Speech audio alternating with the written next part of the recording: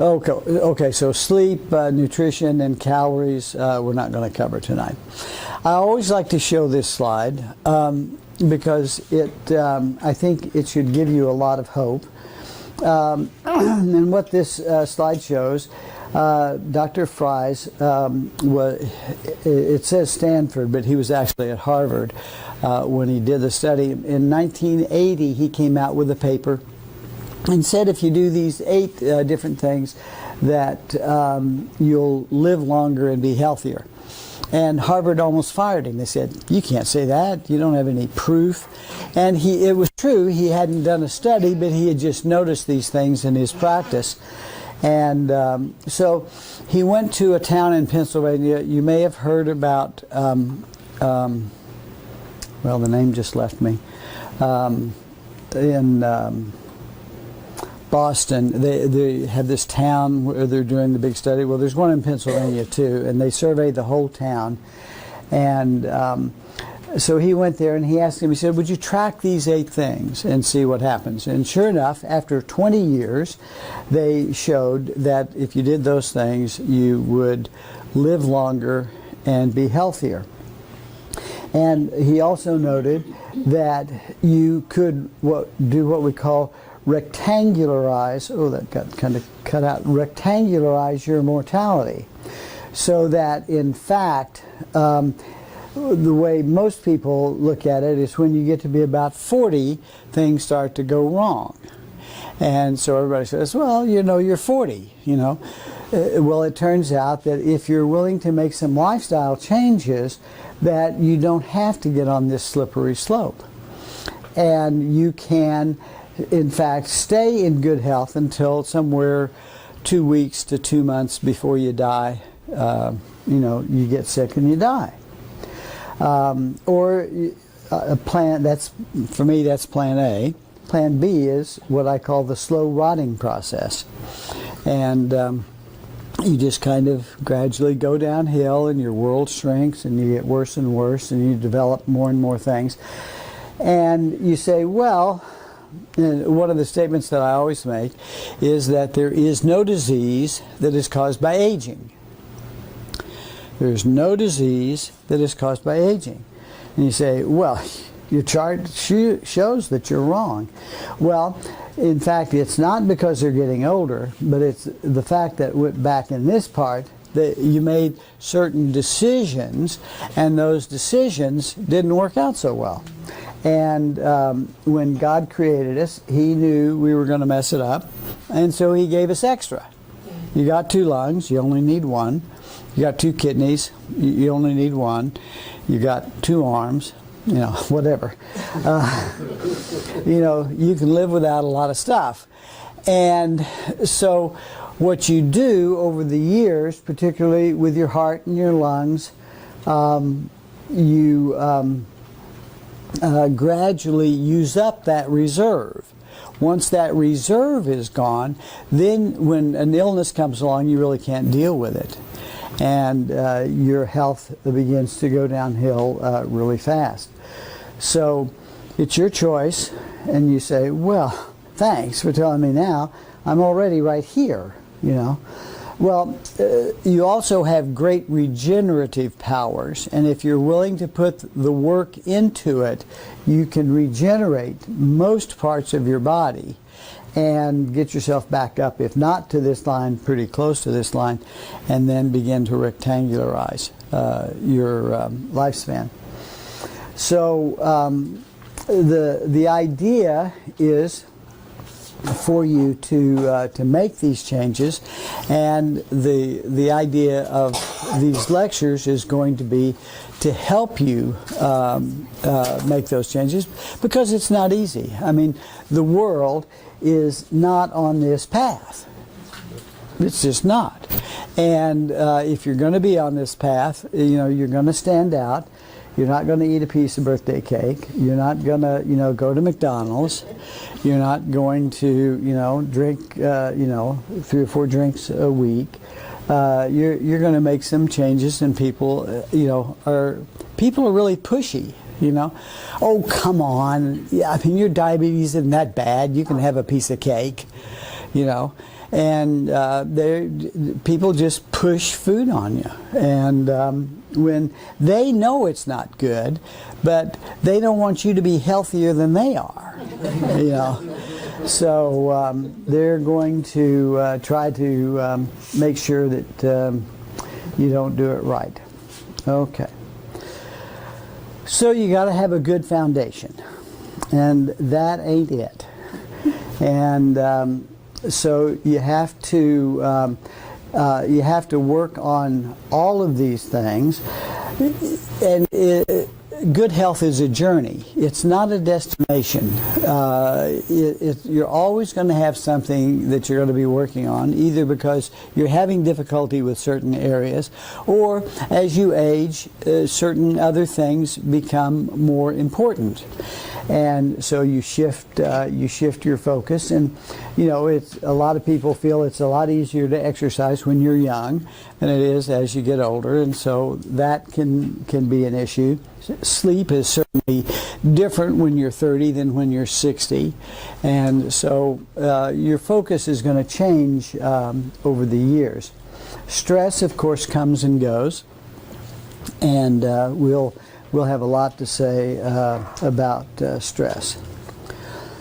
Okay, so you want to have good clean air, and one of the ways to do it is, of course, with air purifiers. This is showing how plants are such a big help.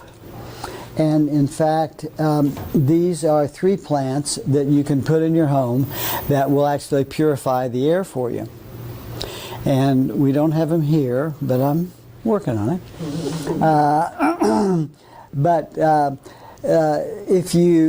How many of you are familiar with TED, TED.com, TED Talks? Everybody should be watching TED. Oh, it's so fascinating. TED stands for Technology, Education, and Diversity. And it started out in California, and they would invite 1,000 of the world's best thinkers to California, and they were given 18 minutes. How they came up with 18 minutes, I've never heard. But they could have 18 minutes to present their idea to the group. And it's really grown and expanded. You used to be able to keep up with all the talks, but now they have them in different cities and all over the world and stuff, and you just can't keep up. But this guy, Kamal Methil,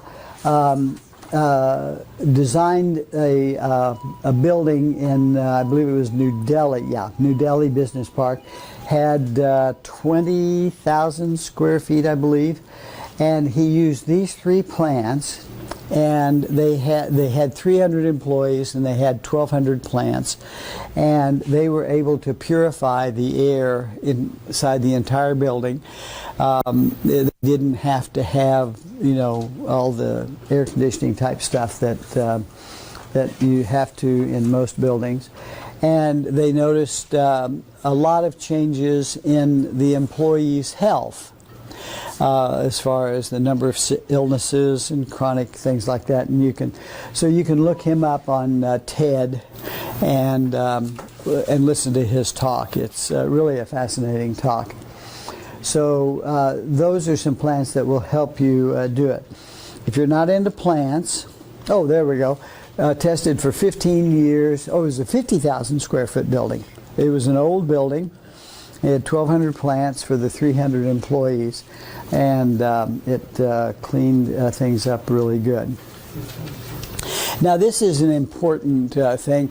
If you're buying an air purifier, or you're thinking about, you know, changing your filters at home or something like that.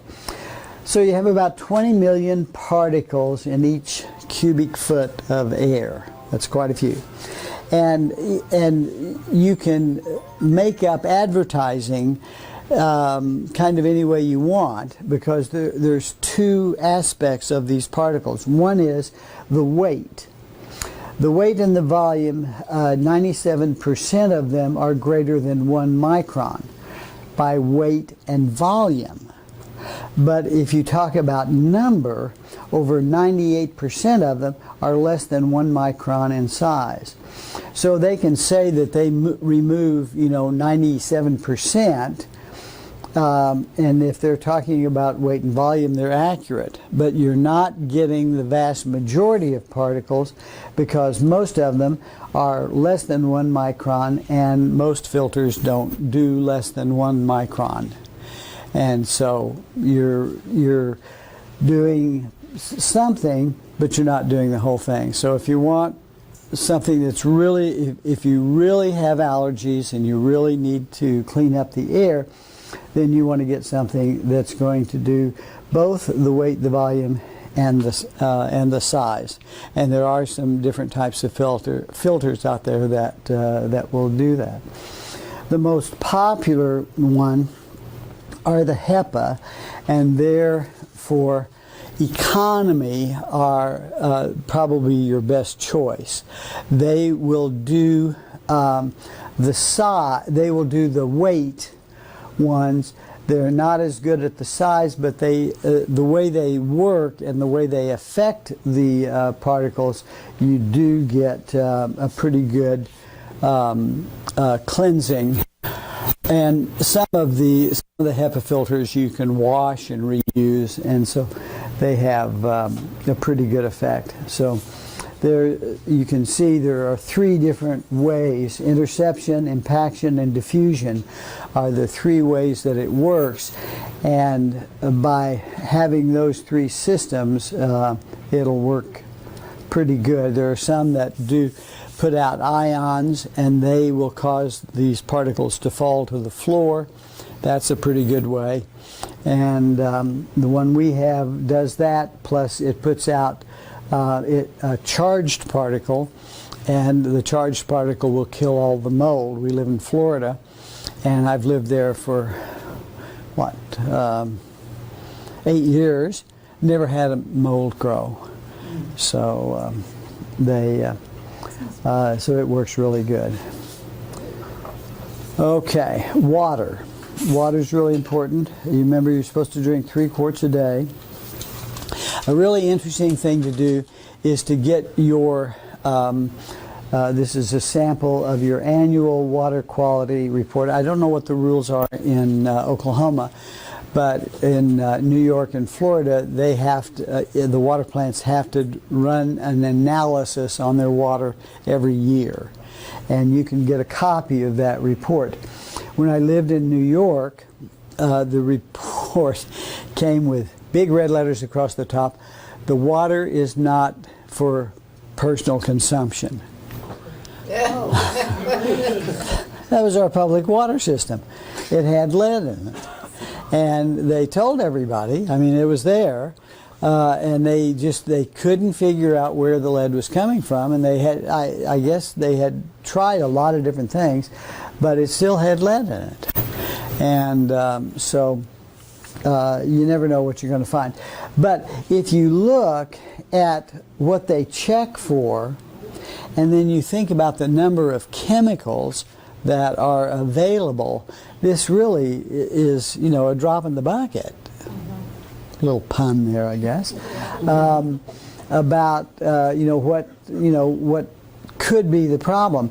And I heard this morning, I don't know if you've heard on the TV, on the radio, they've been announcing that this Saturday is Drug Collection Day. If you have old prescriptions and stuff like that, you can take them to these spots and throw them away, and they'll get rid of them other than just, dumping in the water system. And they had the guy on from the water department, and he said, our systems aren't designed to move these drugs. So you all are probably getting your Prozac every day, whether you want it or not. If you're drinking, tap water. So I think that drinking tap water is probably not a good choice. This they call a comprehensive drinking water analysis, but even here, it only checks, for a few things. Not that these aren't important, but there's so much more And to check for everything is really cost prohibitive.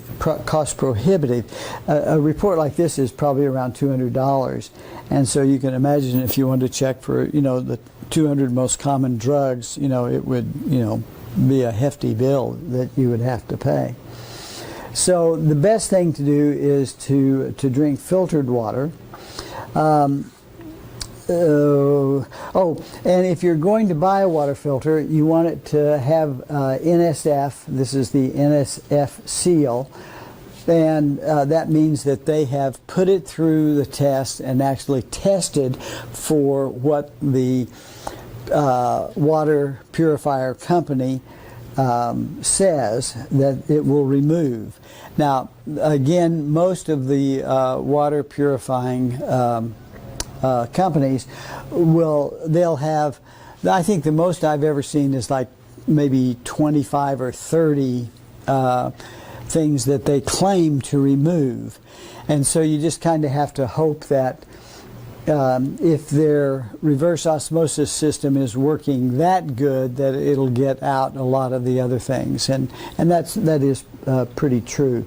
There are always some exceptions, but that's the best that you're probably able to do.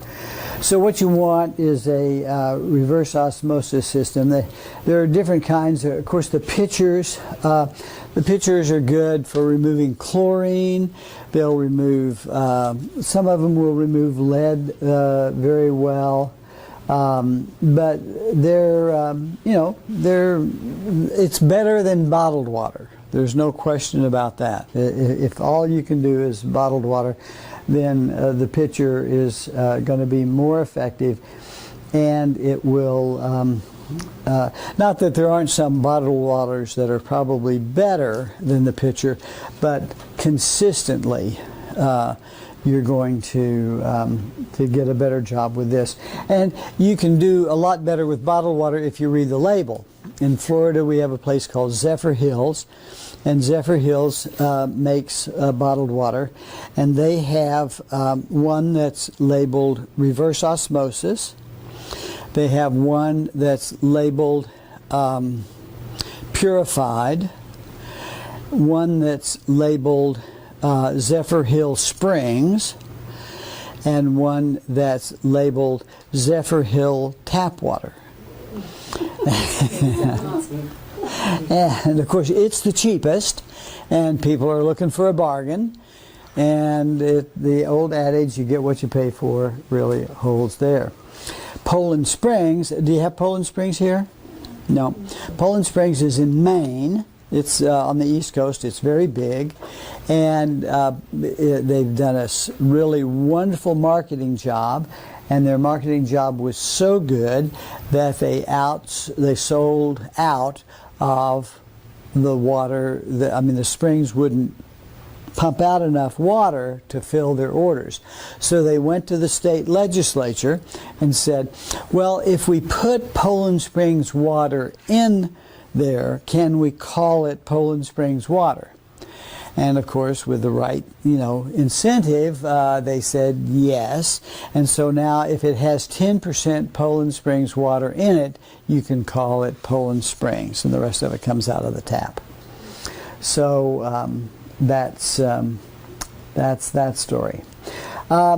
This is an example of a carbon block, and they're pretty good at removing quite a bit of stuff.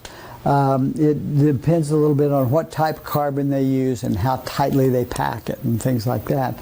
But and they're not that expensive. These are usually $175, maybe $200, depending on where you get them. The best is reverse osmosis, and what you want is a triple filter. You want to have a pre-filter, which takes out the chlorine, the silt, the particular matter. Then you have the reverse osmosis membrane, which will take out all of the rest of the stuff. And then the final one is another carbon filter, which will put the sort of taste, that when you get water straight from the reverse osmosis part, it tastes very flat, sort of like distilled water. And the carbon filter will put some taste back in it. They'll always tell you, you need to change the filters every year or so.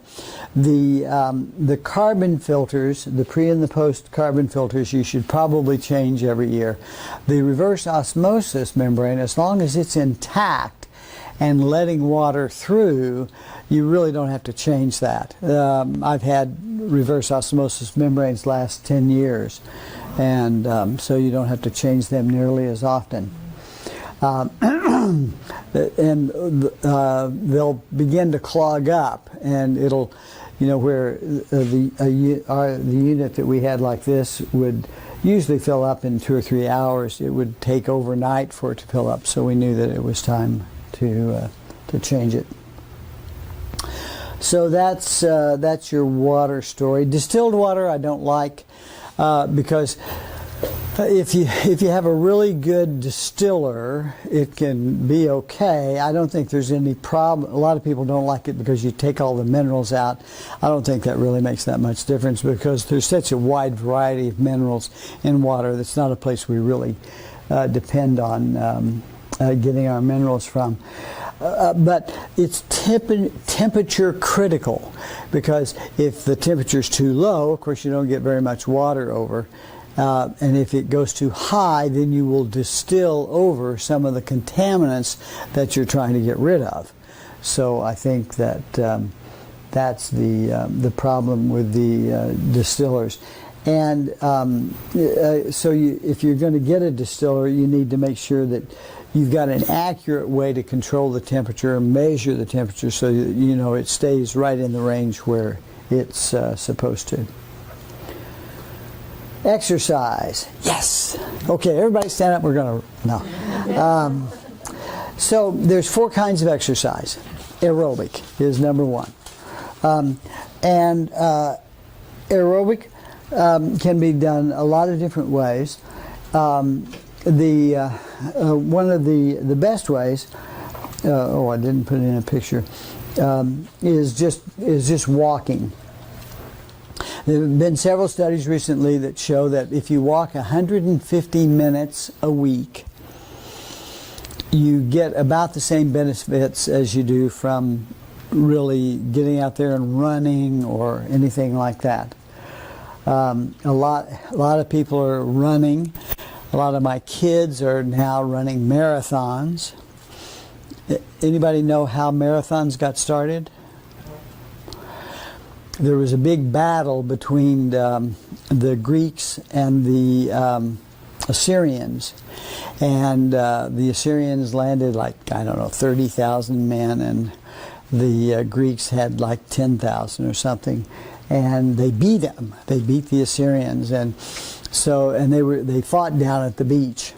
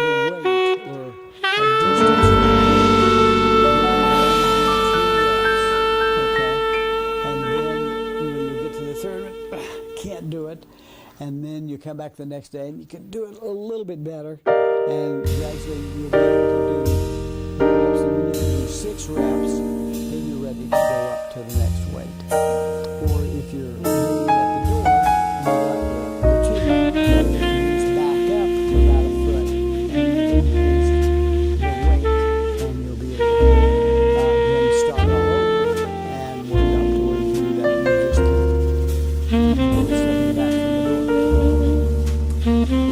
Okay.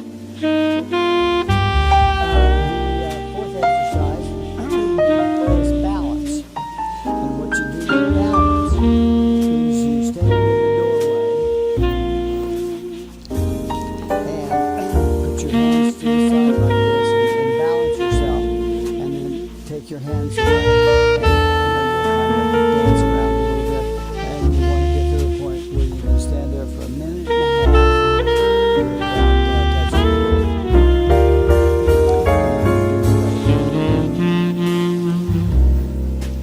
And what happens is as you age, and you get lazy, most of you don't stand up to put your socks on anymore, or your pants. And so you lose the ability, to do that. It's just lack of use. And if you start using, you have it in your feet, something called proprioceptors. They're the nerve endings that help connect to your semicircular canals to help you balance. And so by doing use again, if you think about it, you see older people, they walk with little steps like that. And it's because when you take a step, you have to balance, right? Put that foot out and then put it down. And if you don't have that balance to put it out for a regular step, you see it's not hard to do a little step. So that's why people walk with little bitty tiny steps. Okay. And then if you want to get fancy, you can get these inflatable pads that you can stand on. They have ones that are kind of like a half a ball with a board on top, and so you can do that. You can do a lot of different things to increase your balance. Stress. Nobody has stress, right? So you need to learn how to manage stress. And I have learned a couple of things that help you quite a bit. The first is that we all have problems. You're born, and when you get born, you get a set of problems, right? And you work on those set of problems, and you come to a point where, okay, I've got those problems all fixed. Then the next day, Federal Express shows up to have those problems fixed, right? I mean, everybody's already experienced it. You get that fixed, and the next day the washing machine breaks, or next day it's the car, whatever, So you cannot live a problem-free life. It just isn't going to happen. The pressure you put on yourself about your problems is stress. So you can lead a stress-free life. You cannot lead a problem-free life. And it took, just because you know that and you've written that down, it doesn't work right away. It takes a while, to be able to adapt to that. The second part about this is that problems come in, I think I have 3 different kinds of problems. One is it's got an answer or a solution. Number 2 is it doesn't have a solution. And number 3, it's none of your business. And those are the ones that usually get us the most trouble. And so you have to sort of analyze your problems and put them in that category. And if you know that it's got a solution, you just got to work on the solution.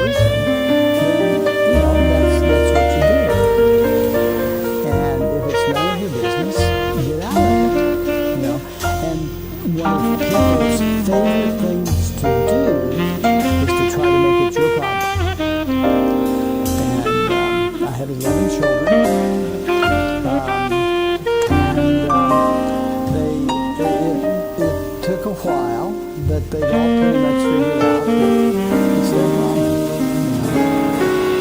It was my problem. It was my problem.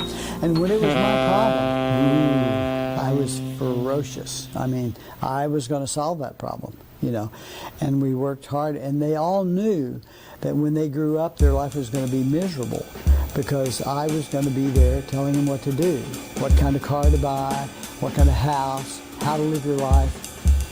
They turned 18 and where's Dad? Wasn't my problem.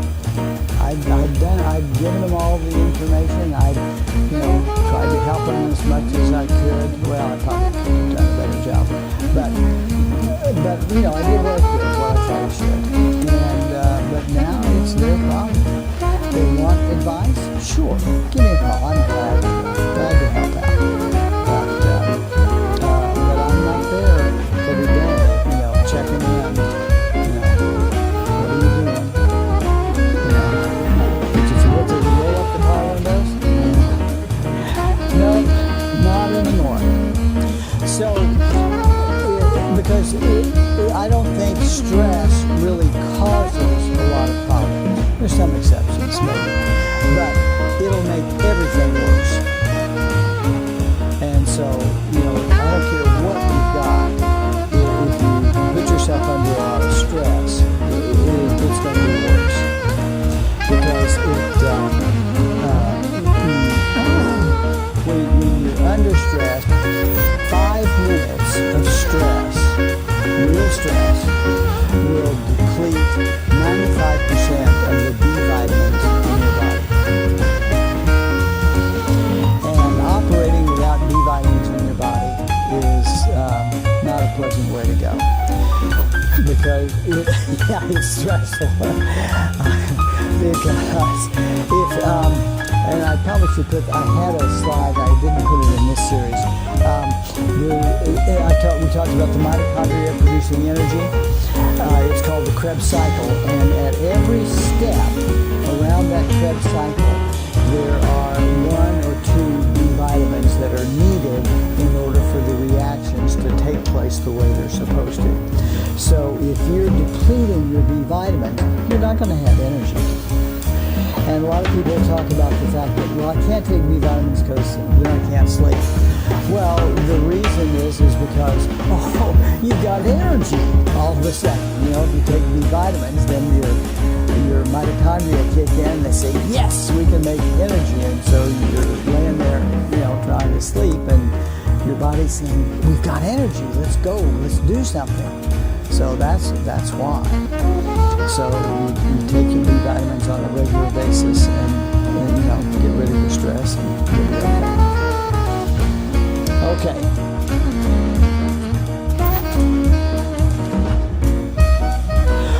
Oh yeah, isn't that sweet? So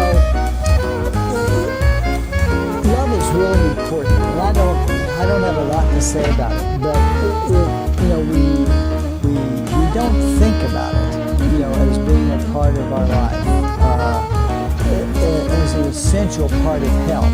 But there are all kinds of studies to show if you just got a dog you can pet, you're going to do better than if you are just wandering around all by yourself. So I suppose I have to say cats. I don't really want to say cats. But I guess I will. But I don't know if snakes count. But I brought my cat. Yeah. So it's something to think about. It's something to work on. And one of the greatest things that I think that we can do, which we don't think about as love all the time, but is service. If you can't do anything else, if you can go to the hospital, to the nursing home, to your neighbor, and do some service, you're really going to feel better. And study after study after study shows that it does make a difference. not just in emotionally how you feel, but physically how your body functions. And so you want to try to work on your relationships with people. If you know, one of the things that happens as you get older is all your friends are dying off. Your family's busy. They're glad to see you at Thanksgiving and Christmas. And so you're kind of out there on your own. And so there's always people that, would like to have you come and, read to them or do some, help them around the house or do something. And there's always organizations. Now they have, I haven't really looked at it, but I've heard that there's a network that is where you can go and look for people that are looking who need help. And you can go and find things to do. So there's a ton of opportunity to do that. So work on that, and you'll be much happier.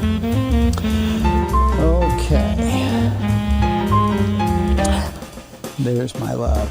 Well, there's my real love, but there's Skylar and I lived. She and her mother lived with me for about 3 years, and so she's got me wrapped around her finger. Okay, so we've learned that there are 8 modifiable risk factors that are affecting aging, and these are things that tend to go wrong as we age that there's a physical solution for. Chronic inflammation is probably the worst, and it's just amazing, the number of people that have all sorts of, we measure these markers, and if you've been to the office, we do this big test, blood test, and we measure these markers, and there are things that you can do to decrease those markers, and that will, decrease your pain. Any kind of pain is worse when you have inflammation. So if you can get the inflammatory markers down, your pain level is going to go down. Poor nutrition and digestion. And, I talk about probiotics all the time because that is really the biggest thing that you can do for digestion is to have the right probiotics in your intestinal tract. Insulin level. Insulin is the most inflammatory substance in your body, and eating refined carbohydrates just pops your insulin right up, and it causes all sorts of problems. It is pro-cell division. And so as your cells are dividing normally, insulin comes by and stimulates them even more and causes them to divide improperly. And what do we call that? Cancer. And so insulin is a big, in diabetics they have a 30% higher incidence of cancer than people who have normal insulin levels. So dysglycemia is a big one. We've talked several places about mitochondrial function and how important that is with respect to the energy that you have and how you feel. And again, there are numerous studies in the literature now showing that people up to the age of 96 can still build muscle, can still increase their energy and ability to do things if they're willing to do it. Impaired detoxification, and this is usually through poor nutrition. We are now able to identify 12 different detoxification pathways through the liver, and we can identify what substances are necessary for each one of those detoxification pathways and supplement with those and improve the detoxification pathways, and then you're able to eliminate the toxins that you produce naturally, as well as the ones that come into your body unnaturally. We can help you get rid of them, and then you feel better because you've got fewer toxins in your body. imbalanced methylation. Methylation is it's a part of the B vitamins. That's what B12 and folic acid are for. And 30% of the American population has a defect, a genetic defect in the ability to do methylation. Methylation has a lot to do with energy production, and also you put a methyl group. When your cell is dividing, they put methyl groups on the end of the chromosomes to protect them from oxidants that cause them to do things they're not supposed to do. And if you don't have methyl groups around, then you're exposing your chromosomes to the ability to do bad things. Poor immune function, again, has to do with nutrition, hormonal imbalances. A lot of hormone imbalances. A lot of people want to give hormones as you get older, and I'm not very much for that. There are some situations where it's good, but when you have chronic inflammation, the inflammatory markers in your body cause your thyroid not to work well, your ovaries not to work well, your adrenals not to work well. And so you can try to correct those by getting adrenal things and hormone things and thyroid things, or you can get rid of the inflammation and the glands will usually go back to normal. Because we are designed to live a long time. And so to think that you have to supplement your body with these things, it doesn't go along with sort of the natural course of the way you would think that you would age. I was supposed to take that one out. So this is the way that a functional medicine doctor looks at your body. It's a web. It's a tangled web. And we have redundant features. And you can do something down here, and like a spider web, if you move this one, it'll cause, there'll be kind of a pathway, and you can cause this one to move. And so one of the hard parts about functional medicine is trying to figure out if this one's moving, why is it moving? Well, it looks like it's okay, it's functioning okay, but there's a problem.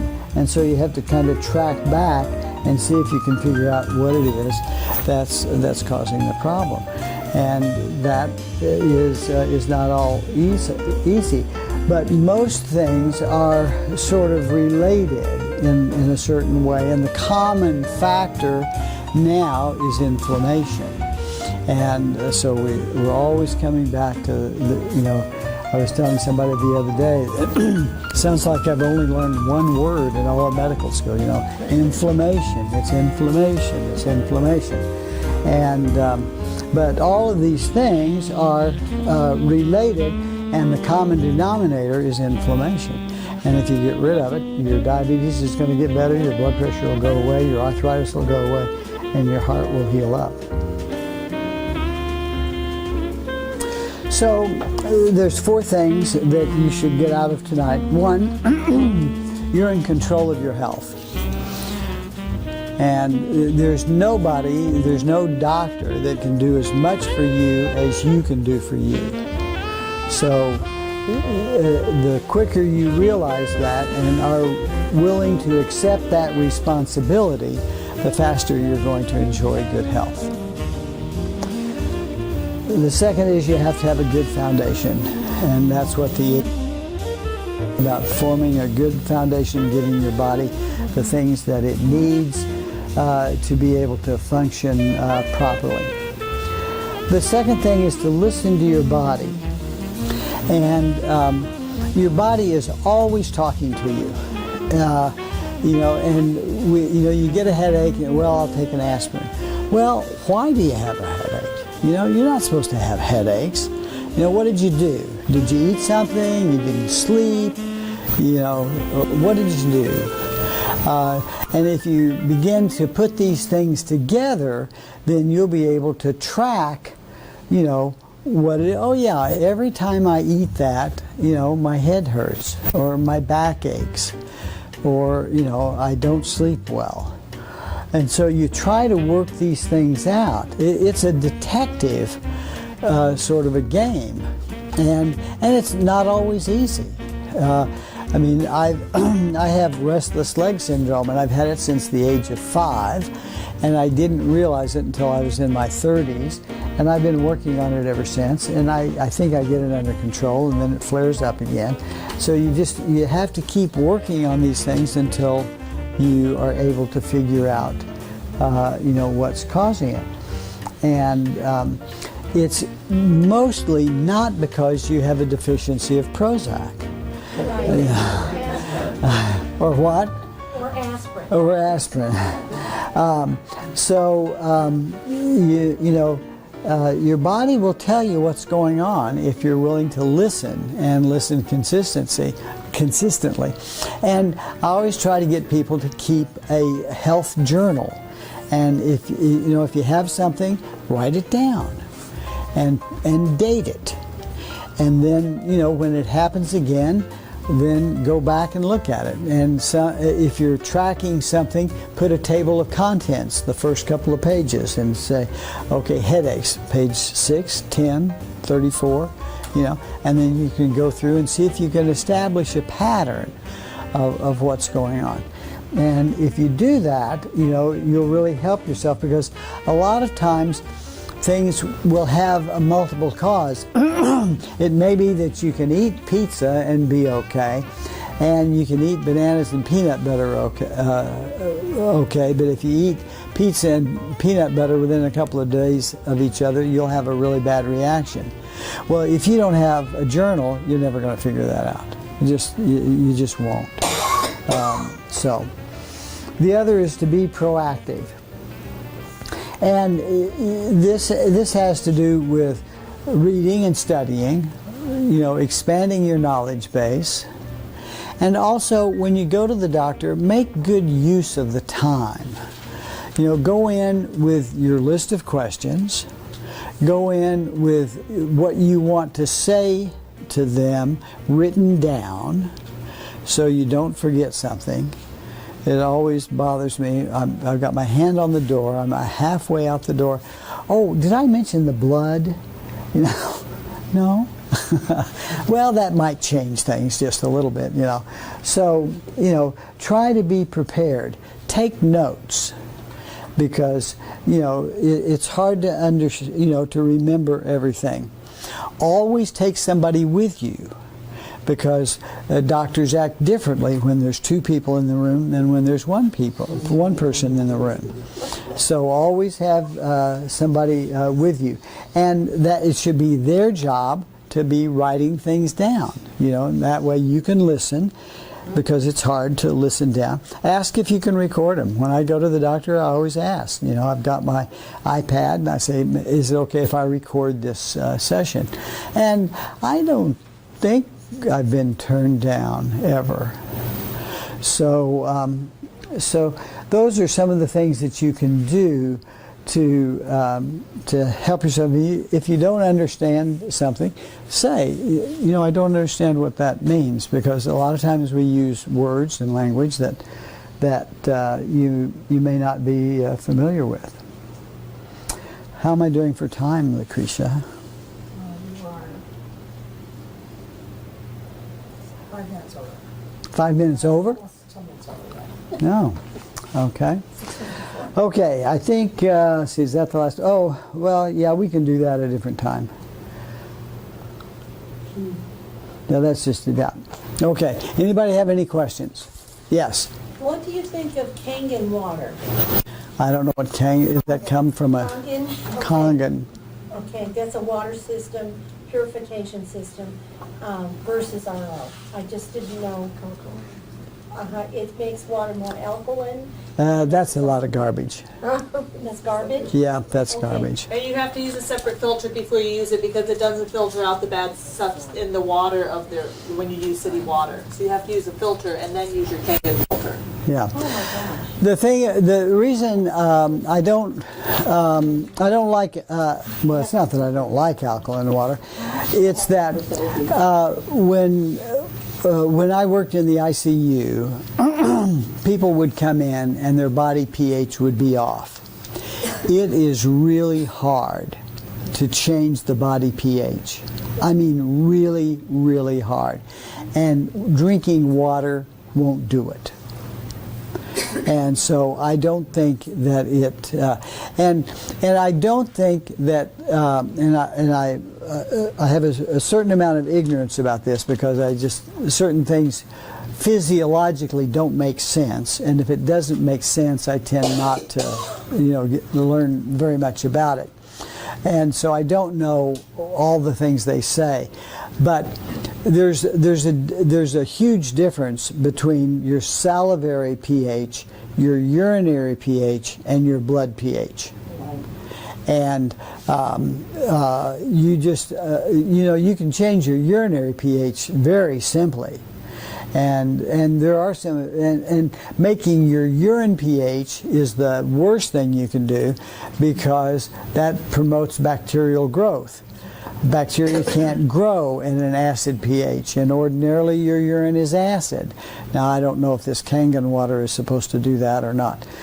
Salivary pH, I don't know too much about. Naturopaths do that a lot, and I've never seen. I've asked some of them to give me some papers to support salivary pH change, and nobody's ever done it. So reverse osmosis. But if you're going to buy, is there a brand that's the best as far as you're just Well, going to buy water? a very interesting one is the one that Walmart has because they have that machine at the back that you fill your gallon container with, and they say that it's got a carbon filter, a reverse osmosis, and UV light, and so that's pretty good. What? You mean where you just buy your water there? They have it's a blue machine, and you. I did that for years. So Yeah. I'm tired of carrying home. Yeah, you got to carry your jugs. This is a pretty good reverse osmosis system. We've been using the Mountain Valley spring water. How is that? Well, the spring water, you never know. Number one, you need to know what the state law is regarding spring water. Does it actually have to come from the spring? Or can they, like Poland water, they put 10% into the tap water and they can call it that. They supposedly list everything that's on it on their website, and they have some stuff on the bottle itself. Uh-huh. Yeah. And there's no, if you have a spring that puts out pure water, then there's no problem with it. It's just if you're traveling across the United States and you're buying spring water, you're going to end up with some good and some bad. Yeah. Yes. You mentioned inflammation several times. What is the best way to get around that? Well, all 8 things. It's,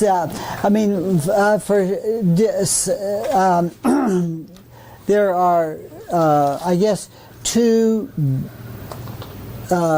big areas that we look at. One is the gut.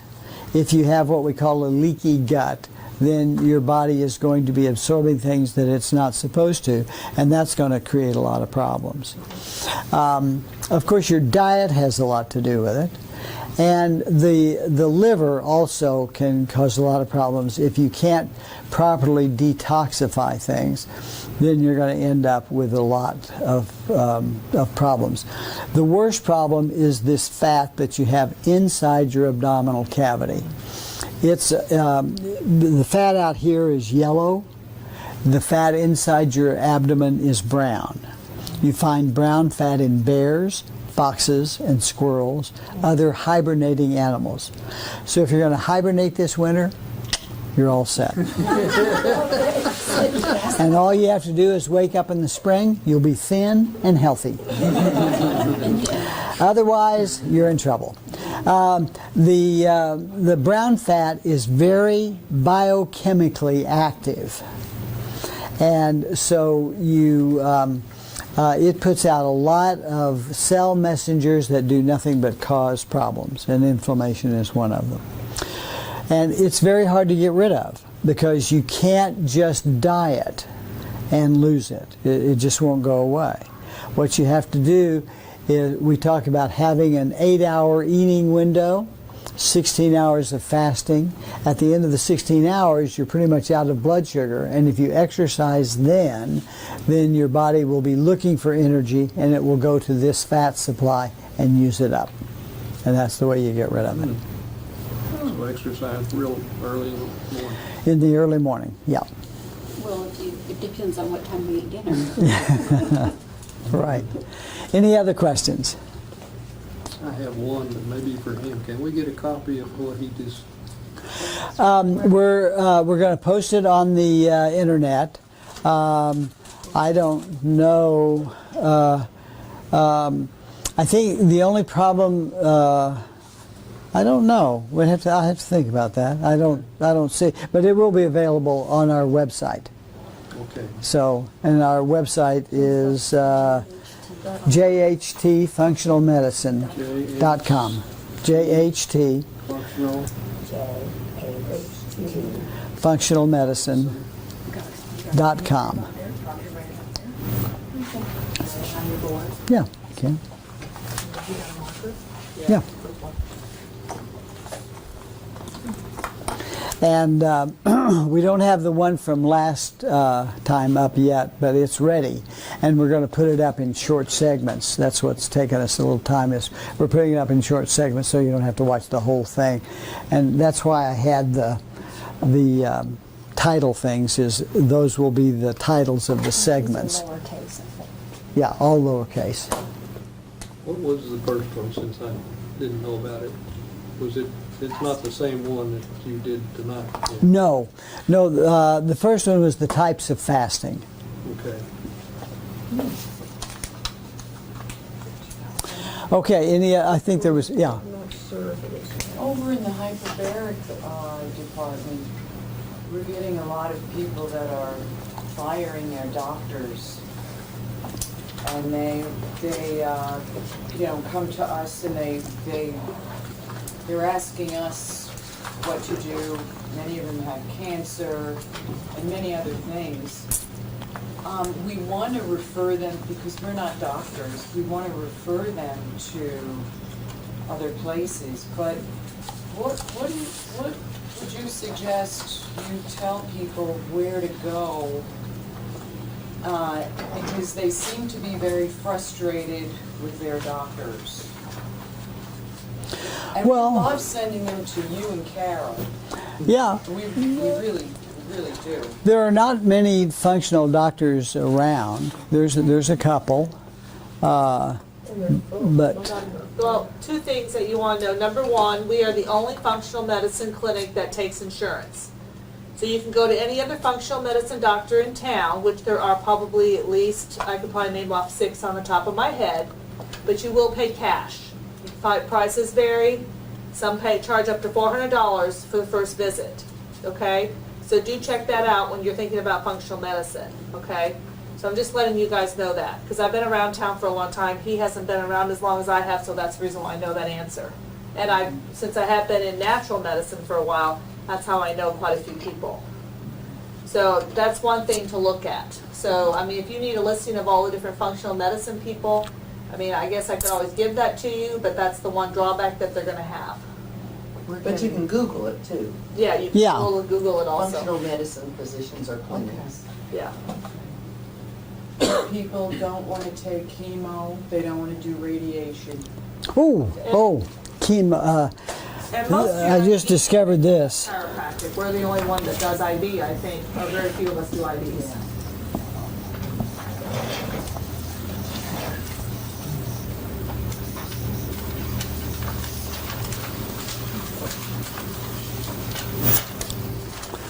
Fenbendazole. Read about that for cancer. It's very interesting. I just discovered that. And the other thing for cancer that I'm doing a lot of is autophagy.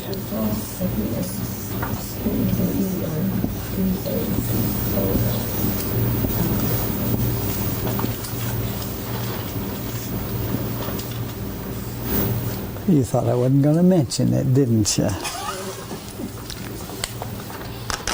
Well, I knew you'd fit it in somehow. This is my wife, Lucretia. Second to Skylar. The same in height, though. Now, yeah. Okay, any other questions? Okay, well, thank you all for coming, and we'll let you know. And now that we have email, we'll start to build a list, and we'll let you know. And if you don't hear from us, you can always check with the front desk, and they'll have it. And our